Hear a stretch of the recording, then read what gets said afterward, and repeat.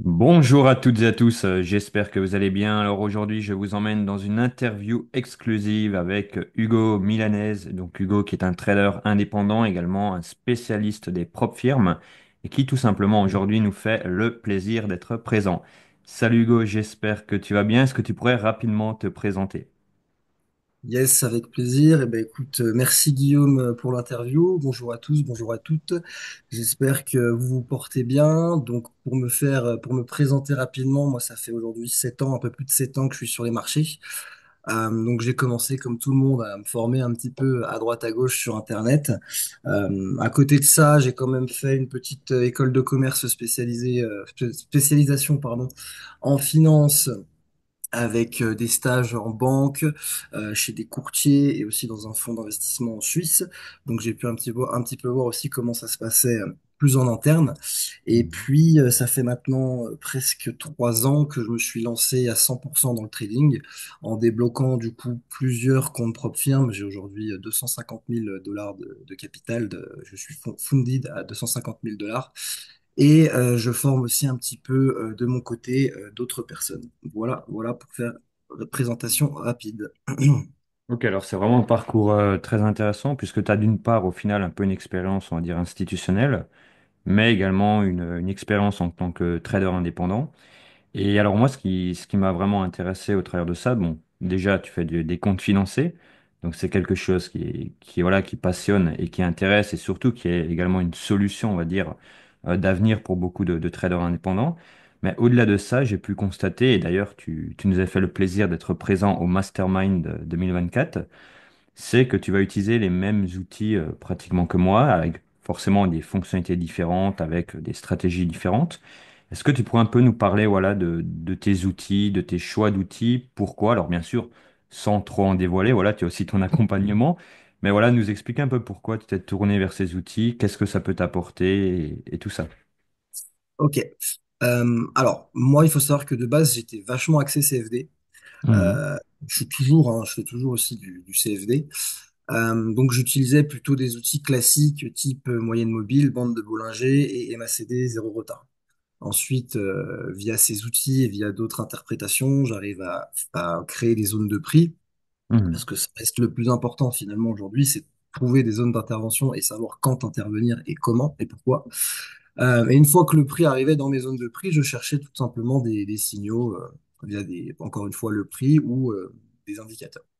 Et en fait, je me suis de plus en plus renseigné et approché des marchés futurs depuis une grosse année. Et alors, c'est des outils que je connaissais, mais dont je ne savais pas forcément me servir. Et je me suis du coup formé à tout ce qui va être market, volume profile.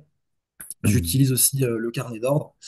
Euh, le footprint, je suis encore un peu en apprentissage parce que c'est vrai que ça va assez vite. Donc, il faut quand même pas mal expérimenter pour comprendre comment ça fonctionne. Mais en fait, aujourd'hui, ces outils permettent déjà de tracer des zones de prix, je trouve, ultra rapidement, beaucoup plus que sur un graphique, on va dire, un peu Mhm. plus classique. On doit le faire à l'œil ou à l'aide d'autres indicateurs. Et puis, c'est surtout que la précision des outils est assez déconcertante. Mhm. C'est-à-dire que ça soit avec les volumes market profile ou avec l'IB, on va pouvoir avoir des niveaux de prix hyper intéressants pour intervenir et on va pouvoir justement rentrer notamment avec du footprint et du carnet d'ordre sur des bas de mèche, quoi. Mhm. Du coup, C'est ça, c'est exactement. de sécuriser les trades très rapidement et Mhm. d'avoir des trades juste très très belles, quoi. Mhm. Voilà, voilà. C'est vrai, alors bon, j'utilise les mêmes outils que toi et je suis aussi beaucoup axé sur le footprint qui permet justement d'avoir cette vision, on va dire, très éclatée d'une bougie, comprendre où il y a l'offre et la demande qui se situe et quelle est au final l'interaction. Et c'est vrai que au final, avec ces outils, et tu le sais aussi bien que moi, ce qui est intéressant, c'est que l'interprétation a très peu de place au final. Puisque nous ne Mm. sommes pas dans une phase d'interprétation, de se dire, tiens, est-ce qu'il y a réellement eu un croisement des moyennes mobiles ou tu es en train de zoomer à fond sur les graphiques pour le voir. Et au final, tu ouvres tes graphiques. En un coup d'œil, tu sais où sont les niveaux intéressants, où sont les nœuds de volume, où sont tout simplement les institutionnels. Et ça permet effectivement d'avoir cette analyse, d'une part, simplifiée mais également accéléré et au final d'être beaucoup plus précis. Et tu disais quelque chose d'extrêmement intéressant, c'est de pouvoir justement, par exemple, acheter des fois vraiment en bout de mèche. notamment avec l'utilisation des single print en footprint, c'est le fait de pouvoir vraiment rentrer au tick près, sécuriser très rapidement, avoir un stop loss très court et au final, bah, potentiellement laisser courir le trade pour pas mal de points. Donc c'est vrai que ce sont des outils qui aujourd'hui, je pense, et tu me diras également ce que tu en penses, mais qui ont vraiment une place très importante dans le trading et que au final, vous soyez trader particulier, professionnel, indépendant, institutionnel, bref, peu importe votre profil, c'est vrai que voilà, ça permet d'avoir un avantage vraiment concurrentiel dessus. Mm.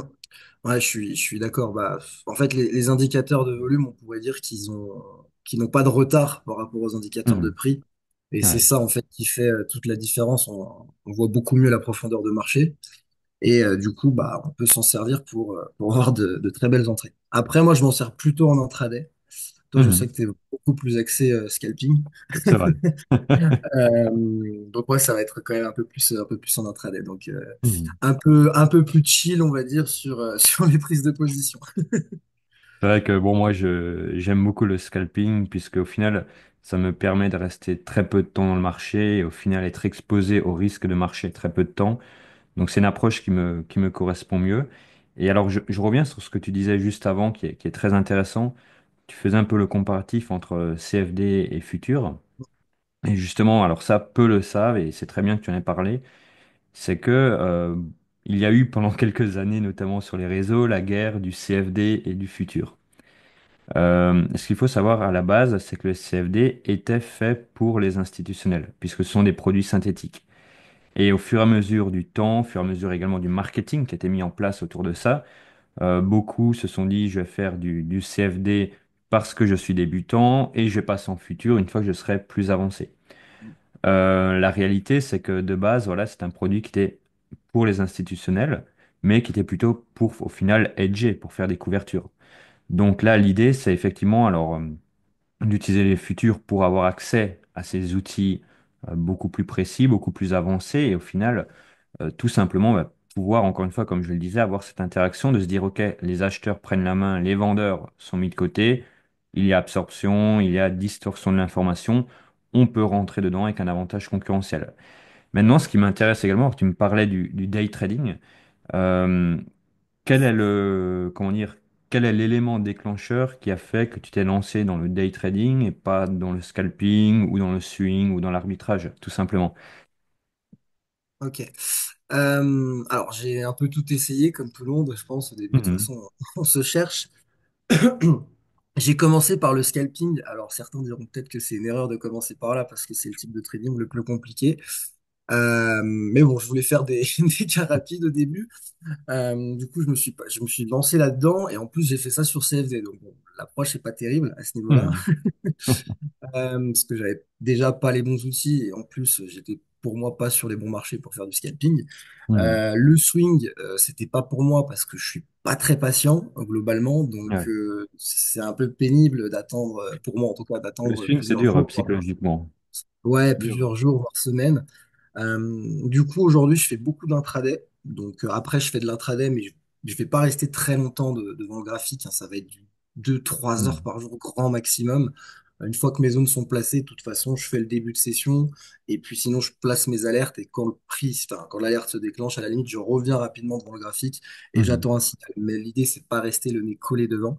Et ce que je fais, c'est que quand mes positions intraday se passent bien, en fait, je les laisse couler en swing. C'est-à-dire que quand on a Mhm. des belles tendances en daily, weekly, et qu'un vrai flux se met en place, ce qui est pas mal, c'est que ça me permet d'accumuler des positions au fur et à Mhm. mesure en intraday et de toujours être dans le mouvement dans le cas où des bons mouvements se produisent. En l'occurrence, en ce moment, c'est un peu plus compliqué. C'est vrai, en Vu ce qu'il y a, moment, ouais, il y a des c'est gros chaud. allers-retours, la volatilité et Trump, etc. Donc c'est un peu plus. Mhm. Et justement, alors tu parlais d'accumulation de positions, tu es plutôt du genre à renforcer tes positions ou plutôt à les alléger? Ça, c'est Je fais aussi les une deux. question qui fait débat, tu vois, c'est...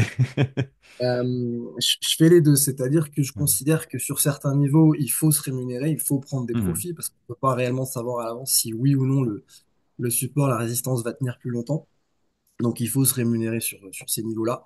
Et dès qu'on a des retracements et que de nouveau j'ai des potentiels signaux d'entrée, je vais re-rentrer, du coup accumuler, scaler mes Mhm. positions. Ok, donc alors ça c'est intéressant puisqu'au final tu vas sortir le bénéfice quand c'est possible Mhm. et tu vas re-rentrer quand potentiellement il y a une nouvelle impulsion du prix. Donc Voilà. ça permet effectivement de tenir des trades relativement longtemps sans pour autant être exposé, que ce soit trop financièrement, trop émotionnellement, et de pouvoir avoir une gestion, à dire, presque bon père de famille. Donc ça, c'est intéressant, ouais. Mm. Ouais, puis ce qui est intéressant, c'est que, alors, à mettre en place, forcément, le Hmm. début du mouvement est toujours un peu plus difficile, entre Ouais. guillemets. Mais une fois qu'on commence un petit peu à échelonner, en fait, ce qui est même super agréable, c'est qu'une fois que tu prends des profits, si Mhm. tu veux vraiment la jouer tranquille, quand tu re-rentres en position, quand tu scales ta position, en fait, tu risques ce que tu viens de gagner, en fait. Mhm. C'est Donc, ça. après, c'est exponentiel et ça peut être assez cool quand on a des mouvements. Je vois.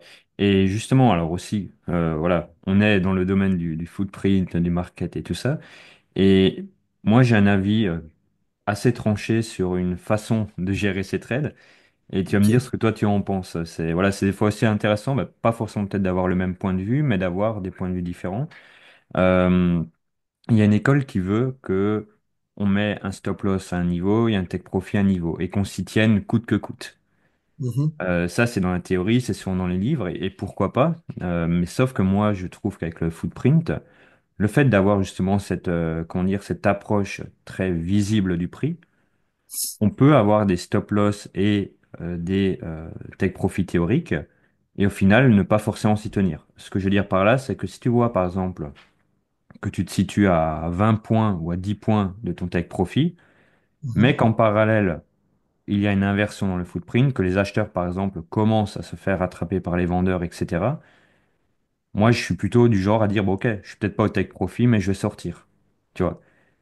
Et voilà, j'aimerais un peu ton avis là-dessus. Est-ce que toi, tu trouves que c'est quelque chose d'intéressant ou plutôt tu es du genre à te dire je tiens mon take profit coûte que coûte, ça passe ou ça casse, tu vois? Alors, globalement, je le tiens en règle générale. Enfin, Mhm. j'essaie de le tenir. Je le tiens. Après, c'est vrai que parfois, quand je sais qu'il va peut-être y avoir une annonce ou un Mhm. niveau un peu avant que j'ai pas forcément décelé et qui va bloquer, Mhm. ça peut m'arriver de clôturer avant. Mais globalement, ça reste assez rare. Mhm. Après, il y a quelque chose que je fais. Alors, c'est très rare, mais que je fais très rarement. C'est les stop suiveurs. Je sais que toi, il me semble que tu les utilises beaucoup. Ouais, alors j'ai un peu modifié justement mon approche par rapport au stop Ouais. suiveur et c'est très bien que tu en parles. C'est qu'avant j'avais effectivement le stop suiveur qui suit automatiquement le prix. Des fois, tu as une petite mèche qui vient au point près te sortir. Ouais, ça c'est pénible. Donc voilà, ça c'est assez terrible. Donc maintenant, ce que je fais, c'est que je vais plutôt le suivre manuellement Mhm. et je vais tout simplement remonter mon stop loss en fonction encore une fois du footprint. Est-ce qu'on a du delta négatif? Est-ce que l'on a une absorption de l'imbalance? Ok, je mets juste en dessous de cette bougie. Et ça me permet de suivre le prix au final, d'aller chercher le plus loin possible sans pour autant être à l'endroit où la mèche va venir, tu vois. Donc j'ai un peu adapté ça depuis le temps, ouais. Ok, ouais. Ça, c'est une approche que j'ai toujours eu du mal à avoir, justement, Mhm. d'avoir un stop suiveur. Après, je sais que c'est pas mal utilisé ouais, par les scalpers. Ouais, ça permet voilà, de chercher plus quand il y a chercher plus et tout en étant sécurisé. Et après, l'idée, et je pense que tu es d'accord avec moi, c'est toujours de se dire on prend ce que le marché a nous donné, on va pas chercher plus que plus. Et je vois beaucoup de débutants qui veulent chercher plus que plus dans le sens où bon, certains ont des petits capitaux. Donc quand ils vont faire des gains, ça va être 5 euros, 10 euros. Et donc au final, bah, l'aspect psychologique qui va s'enclencher, ça va être de dire, OK, j'ai que fait 10 euros, je veux plus, tu vois. Et Je ça comprends. pousse au final à chercher plus, alors que non, c'est un ratio, c'est un pourcentage. Donc c'est vrai qu'à ce niveau-là, ouais, faut prendre ce que le marché a donné, puis après, les capitaux, c'est quelque chose qui se rajoute. Et tu le sais très bien, tu es un expert en propre firme. Oui, tout à fait. Bah, en fait, je repense à mes débuts et pareil, des fois, j'ai des gens qui viennent me voir et me disent, Tain, j'ai fait que 20 euros ce mois-ci. Ouais, mais t'as fait 20 euros sur un compte à 500 euros. Donc, Pas bien? la réalité, elle est que c'est que tu as fait quand même une bonne performance. Il y en a C'est qui font ça. même pas cette performance avec des comptes beaucoup plus gros. Donc, il Hmm. faut vraiment raisonner en points, même en pourcentage, je veux dire, pour vraiment se rendre compte de ce qu'on est capable de faire. Mhm. Parce qu'après, bah, globalement, ce qui arrive quand les gens sont sous-capitalisés, c'est qu'ils vont bah, se brûler les ailes ou prendre des trades trop gros avec des effets de levier trop importants. Mhm. Et bah, des fois, ça passe, mais le plus souvent, le compte, il est en difficulté, voire il crame totalement. Alors, je pense que ça fait partie aussi de l'apprentissage. Mhm. Tout le monde passe un peu Ah, par là. des fois, alors je vais le dire un peu familièrement, mais des fois, il faut se prendre des claques pour comprendre. Ouais. Et je pense, alors ça peut être dans le sport, ça peut être dans n'importe quel domaine, mais surtout en trading, où il y a cet aspect psychologique lié à l'argent qui rentre en jeu. Et des fois, on a beau te dire quelque chose, et moi-même le premier quand j'étais plus jeune, on a beau te dire quelque chose, tu es là, tu dis, ça va passer, et ça ne passe pas. Et c'est là où tu te dis, merde, j'aurais dû. Et souvent, voilà, c'est un apprentissage nécessaire au final. Exactement, ouais, exactement. Puis aujourd'hui, alors je sais pas encore pendant combien de temps ça va tenir, parce Hmm. qu'on est un peu incertain par rapport aux propres firmes, étant donné que c'est pas totalement régulé, que je sais que les autorités commencent à être un peu plus regardantes dessus. Mais aujourd'hui, voilà, on a la possibilité d'avoir un effet de levier énorme. Hmm. Aujourd'hui, il y a des propres firmes qui existent où il n'y a même pas besoin de passer de challenge Ouais. pour accéder à des capitaux jusqu'à 400 000 dollars. C'est quand même énorme. Il faut se recentrer un petit peu l'église au milieu du village. Et puis après, c'est pareil, les propres firmes en futur, les challenges coûtent rien. Bon, après, Ouais. évidemment, il faut déjà être rentable de base sur un compte standard, parce que c'est sûr que sinon, vous n'arriverez pas à être rentable en propre Hmm. firme. Vous allez peut-être réussir un challenge, mais vous n'allez pas garder votre compte sur le long terme. Donc, ça n'a aucun intérêt. Et Hmm. passer trop de challenges et en cramer tous les 5 matins, à l'arrivée, ça coûte très cher. La Donc, facture, elle est salée aussi, oui. ouais, il faut faire gaffe aussi.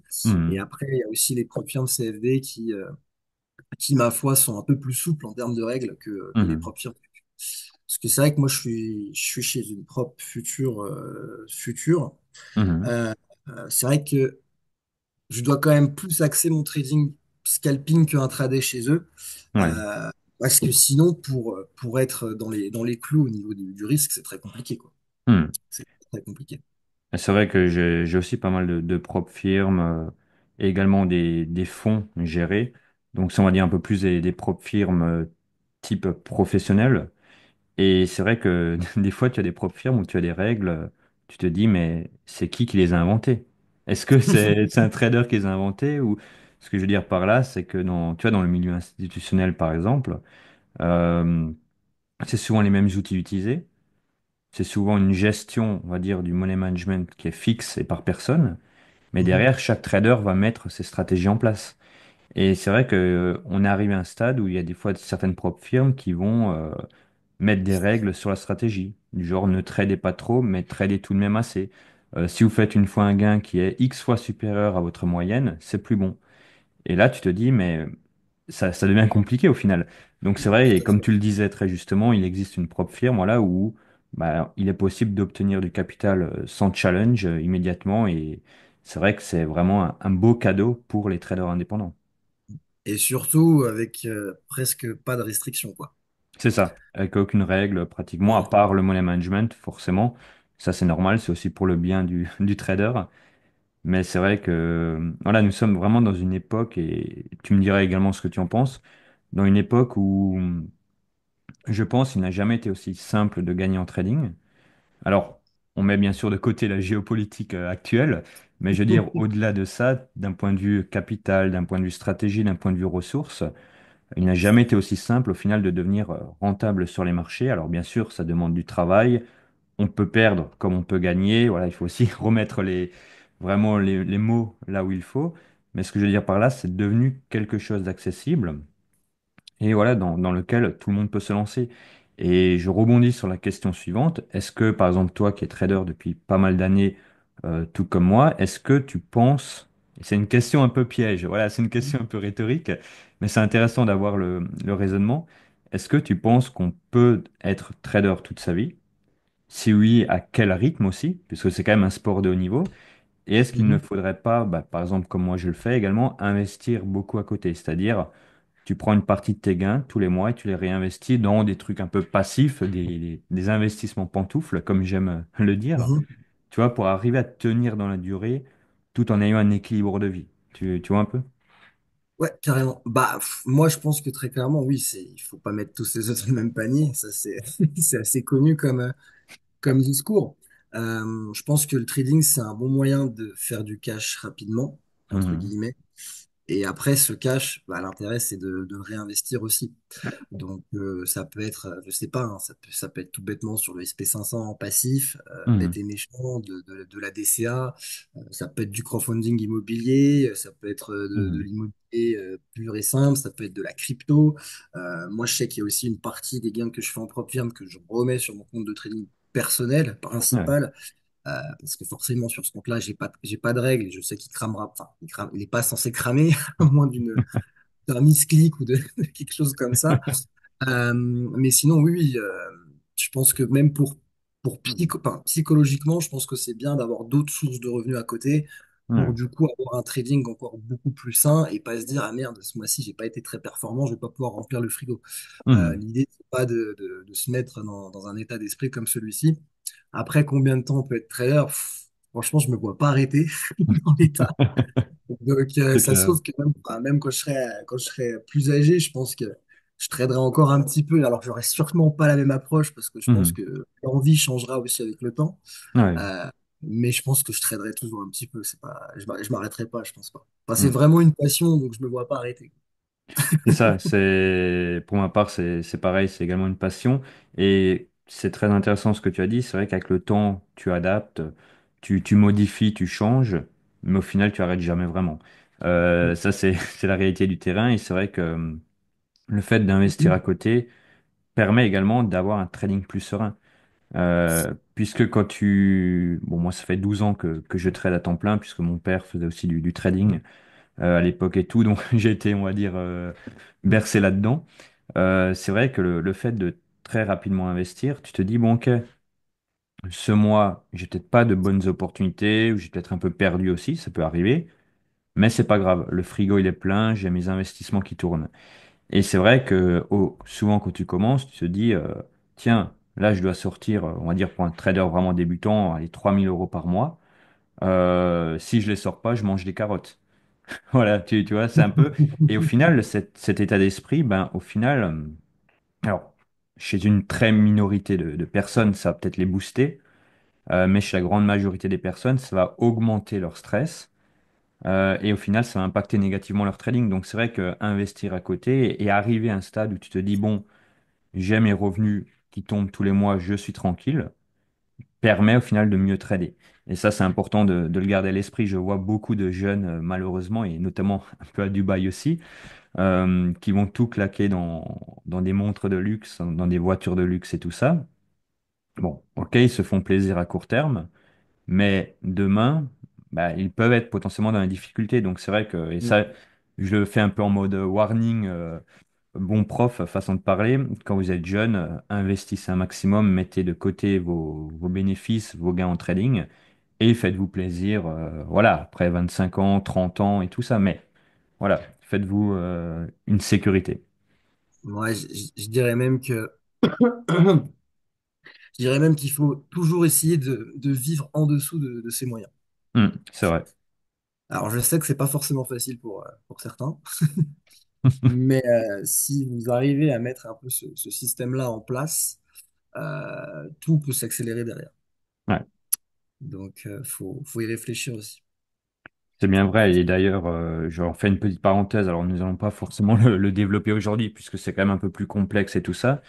Mais ce qu'il faut savoir également, c'est que, bah, par exemple, si vous avez des actifs comme des actions, des obligations, des ETF, vous pouvez faire des crédits lombards sur ces actifs et lever encore plus de cash. Donc, ce que je veux dire par là, c'est au lieu, bah, pour les plus jeunes notamment, de tout dépenser dans des grosses voitures, dans des Rolex, etc., utilisez vos gains de trading pour faire tout simplement des levées de capitaux. Et comme tu le dis, après, ça peut aller très vite puisqu'il y a un effet exponentiel qui coule derrière. Tout à fait, ouais. Tout à fait. Ok, bah écoute, c'était vraiment très intéressant. Est-ce que tu as encore quelque chose à rajouter? Voilà, c'était un bon petit conseil pour les plus jeunes qui nous regardent et qui souhaiteraient débuter en trading. Est-ce que tu as une phrase, voilà? Ouais, bah, je pense que clairement aujourd'hui, il y a beaucoup de choses hein, qui se trouvent sur Internet. Attention quand même à la masse d'informations Mhm. qui croule sur Internet parce qu'il y a des choses bien, il y a des choses beaucoup moins bien. Mhm. Euh, et si vous avez vraiment envie de vous lancer en trading, je pense que c'est quand même primordial de se faire accompagner. En autodidacte, je dis pas que c'est impossible, je dis juste que c'est très long. Très très long. Euh, Parce qu'il y a énormément de choses à savoir. Et quand on est accompagné, on gagne un temps énorme et Mhm. aussi de l'argent au passage. Il faut voir ça comme un investissement long terme, une Mhm. bonne formation. Ça peut, entre guillemets, je dis ça parce que j'ai fait une école de commerce qui était à 12 000 euros l'année. Mhm. Une bonne formation de trading, ça coûte bien moins cher et ça peut vous faire gagner derrière beaucoup plus Beaucoup d'argent plus. en vous apprenant une vraie compétence, quoi. Hmm. C'est Voilà. vrai, c'est comme pour tout métier, au final, il faut se former et rien ne s'improvise et n'oubliez jamais qu'il y a quand même de l'argent en jeu quand on parle trading.